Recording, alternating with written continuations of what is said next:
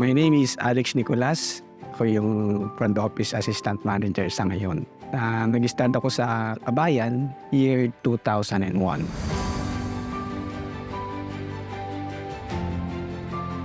Isa akong Anito Group of Companies employee. And then, when our beloved chairman introduced the transformation, magbabago raw siya ng business, ganun. Which is, this property, ita-transform into a hotel business. So nilipat ako dito, nag-umpisa ako sa Kabayan from the small building which is 110 rooms pa lang nung. I start from the bottom talaga.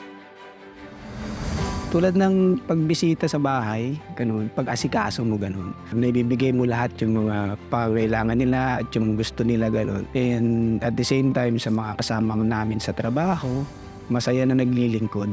Yan yung nagustuhan ko naman sa Kabayan. Talagang yung values na itinanim dito kaya isinare sa amin bilang mga empleyado is na-adapt namin. Which is yung pagbabago rin ng buhay namin. Pag nakakilala ka pala sa Panginoon, walang imposible.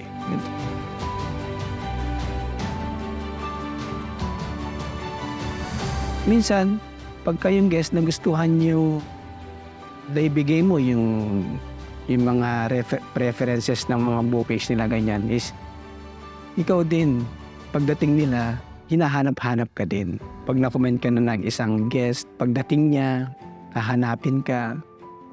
Alam mo, hindi mo naman siya kilala pero hanapin ka. Tapos, yun, pagdating niya, parang kapamilya ba? Parang kapatid, kamag-anak, gano'n. Parang kasama ka na rin doon sa pagbalik niya sa Pilipinas. Kasama ka rin sa parang sasalubong sa kanya, gano'n. Talagang binibigyan din ng commendation. Yun yung nagbibigay saya sa puso namin bilang empleyado.